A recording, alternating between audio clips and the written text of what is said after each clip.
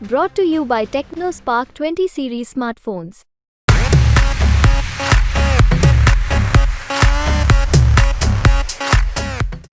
मैं समझती हूँ शैलजा जी जीत के निकलेंगी और कहीं तो मेरा जाना का इत्तेफाक हुआ नहीं अब।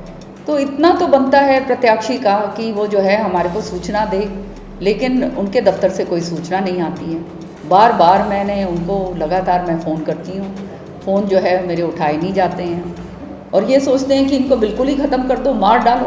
हरियाणा कांग्रेस में एक बार फिर से फूट साफ तौर पर देखने को मिल रहा है। दरअसल कांग्रेस के दिग्गज नेत्री और एसआरके गुट की नेता किरण चौधरी ने दान सिंह और कांग्रेस के दिग्गज नेताओं पर आरोप लगाया है, जिससे हरियाणा की राजनीति में भूचाल आ गया है। हाल ही में राव दान सिंह के साथ किरण चौधरी एक मंच पर दिखी थी, जिसके बाद ये कहा जाने लगा था कि हरियाणा कांग्रेस की गुटबाजी खत्म हो गई है और अब सब मिलकर लोकसभा चुनाव के मैदान में उतरेंगे।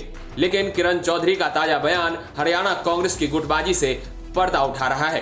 किरण चौधरी ने कहा है कि राव दान सिंह ने उनके सहयोग से कई जगह अपना दफ्तर खुलवाया, लेकिन उसके बाद से किरण चौधरी को किसी भी कार्यक्रम में बुलाना तो दूर, उसकी सूचना तक नहीं दी गई। उन्होंने कहा कि मैं रोज राव दान सिंह को फोन करती हूं, लेकिन वो मेरा फोन नहीं उठाते हैं। इसके साथ ही किरण चौधरी ने तो ये कह डाला कि ये सोचते हैं कि हमें खत्म कर दो, मार दो बिल्कुल, जिसको लेकर उन्होंने कहा कि हमें जनता मारे तो मरेंगे, किसी और के मारने से नहीं मरने वाले। किरण चौधरी के इस बयान को अब आप पूरा सुनिए। मैडम जी, बात करें लोकसभा चुनाव की, तो क्या लगता है हरियाणा में, देश में किस प्रकार का प्रचार चल रहा है और कांग्रेस को कैसा समर्थन इसमें मिल रहा है? देखो, मैं सिरसा सीट में गई हूँ और वहाँ पर बहुत ज़बरदस्त तरीके से, बहुत भारी बहुमत से जो है, मैं समझती हूँ शैलजा जी जीत के निकलेंगी और कहीं तो मेरा जाना का इत्तेफाक हुआ नहीं। भिवानी में थी मैं, भिवानी में भी हमने प्रचार जो है अपना पार्टी का करा है। लेकिन भिवानी में कई नेता थे कांग्रेस के, दीपेंद्र हुड्डा, उदय भानु, वहाँ पर आप या श्रुति दोनों दिखाई नहीं देते। कोई नाराजगी या सूचना नहीं मिलती आपको? नहीं, मेरी कोई नाराज़गी नहीं है। देखो, मैं एक पार्टी की समर्पित सिपाही हूँ और उसके नाते, एक इलेक्टेड एमएलए के नाते, 4 बारी मैं यहाँ से एमएलए बन चुकी हूँ।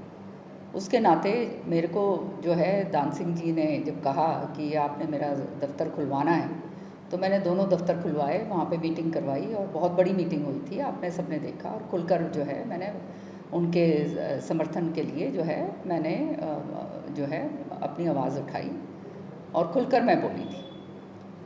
लेकिन उसके बाद मैंने ये देखा है कि उसके बाद जो है मुझे कोई इतलाई नहीं दी जाती है, कोई सूचना नहीं दी जाती है। मैं भिवानी के अंदर हूँ, कोई ये भी नहीं है कि मैं कहीं इधर उधर हूँ, भिवानी में हूँ। भिवानी में होने के नाते ये आप जानते हो कि ये इलाका जो है चौधरी बंसी लाल जी का इलाका माना जाता है। सुरेंद्र सिंह जी ने बहुत काम करे हुए हैं, बंसी लाल जी ने करे हुए हैं, और बल्कि आज जितने भी प्रत्याशी हैं विपक्ष के भी और पक्ष के भी, सारे सुरेंद्र सिंह जी की समाधि पर और बंसी लाल जी की समाधि पर जाते हैं। जो आज तक कभी जिन्होंने जो है वहाँ पे मत्था नहीं टेका था, वो लोग सारे के सारे जा रहे हैं दोनों तरफ से। तो कहने का मतलब ये है कि लोग जो हैं यहाँ पे 15 साल हमने काम करा है। श्रुति यहाँ पे एमपी रह चुकी हैं, बहुत दबा के काम करा है लोगों के लिए, तो लोगों के अंदर पहचान है। तो इतना तो बनता है प्रत्याशी का कि वो जो है हमारे को सूचना दे, लेकिन उनके दफ्तर से कोई सूचना नहीं आती है। बार बार मैंने उनको लगातार मैं फ़ोन करती हूँ, फ़ोन जो है मेरे उठाए नहीं जाते हैं। कल भी मैंने फ़ोन करा 3-4 बारी, जब लोहानी में थे वो दीपेंद्र के साथ, तब भी मैंने फ़ोन करा कि मुझे बताइए कि मैं कहाँ हूँ, पर फ़ोन तो उठाया नहीं ना। आज सुबह भी मैंने करा ये पूछने के लिए, फिर भी फ़ोन नहीं उठाया। तो इस तरह से जो है हमारे साथ बर्ताव किया जा रहा है। अब आप मुझे बताओ, मैं जहाँ से एमएलए रही हूँ, 4 बारी एमएलए हूँ वहाँ की अभी मौजूदा, आप इलाके में जा रहे हो, आप मेरे को इतला ही नहीं कर रहे हो। वहाँ पर आप जो हैं अलग अलग उदयमान जाते हैं, जो हमारे पीसीसी प्रेसिडेंट हैं, उनका दायित्व बनता है कि एमएलए होने के नाते मेरे को इतला करे जाए, मेरे को बुलाया जाए, पर ना तो मेरे को बुलाया जाता, इतला ही नहीं करी जाती, बुलाने की तो बात छोड़िए। तो इस तरह की जो है बेइज्जती जो है ये बार बार जो है मेरी और श्रुति की कर रहे हैं। अब इसके ऊपर और इससे ज़्यादा मैं क्या कह सकती हूँ?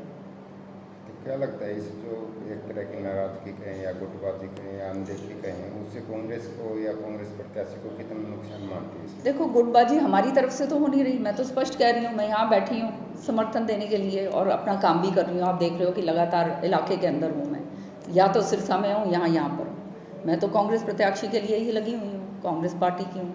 लेकिन जब गुटबाजी की बात अगर आए तो गुटबाजी मैं तो नहीं कर रही। गुटबाजी कौन कर रहा है ये तो सामने स्पष्ट नज़र आ रहा है। अब भिवानी में मीटिंग होती है, वहाँ पे हुड्डा जी आते हैं, हमारे को वहाँ की भी इतला नहीं करी जाती। औपचारिकता रूप से जो है श्रुति चौधरी यहाँ से एक्स-MP हैं, बुलाना तो चाहिए ना। मैं हरियाणा के अंदर CLP लीडर रह चुकी हूँ, मुझे कहते इतला होनी चाहिए, वो तक नहीं बुलाई जाती। तो इस तरह से बेइज्जती जो है वो बार बार ये लोग कर रहे हैं और ये सोचते हैं कि इनको बिल्कुल ही ख़त्म कर दो, मार डालो। तो बात ये तो अब जनता तो देख ही रही है क्या हो रहा है। अब हमने तो अपनी तरफ से जो है एक पार्टी के समर्पित सिपाही होने के नाते हम तो अपना काम करेंगे, लेकिन सच्चाई ये है कि बहुत दुख हो रहा है, बहुत दर्द हो रहा है दिल में जिस तरह से हमारे साथ बर्ताव करा जा रहा है। तो अपनी पार्टी के किसी स्टेज पर या मंच पर इस बात को रखा गया हो, बावरिया की तरफ से या कहीं और किसी को दिया हो, क्या पार्टी इस तरफ कोई संज्ञान नहीं ले रही? नहीं, मैंने पूरी तरह से जो है इस बात को रखा है और आगे भी मैं रखूँगी, क्यों नहीं रखूँगी। लेकिन सच्चाई ये है कि जो इलेक्शन लड़ते हैं उनको इस चीज़ का देखना चाहिए। और जब PCC प्रेसिडेंट तक जो हैं इलाके के अंदर आते हैं MLA के लिए, हर एक जगह आप देख लो सारे के सारे लोग इकट्ठे होते हैं, तो मंच के ऊपर तो इकट्ठा जो है अगर हो गए तभी तो यूनिटी का मैसेज जाएगा। आप क्या मैसेज देने के उसमें हैं फिराक में, ये तो मुझे समझ नहीं आ रही है कि जिसका हल्का है जहाँ से वो इलेक्टेड MLA रहे हुए हैं उन्हीं को आप मंच के ऊपर नहीं बुलाना चाहते, तो इसका मतलब तो ये है कि आप उनको मारना चाहते हो, उनको ख़त्म करना चाहते हो। तो ये तो जनता जो है भैया, ऐसे तो कोई मरता नहीं है, जनता मारेगी तो हम जरूर मरेंगे।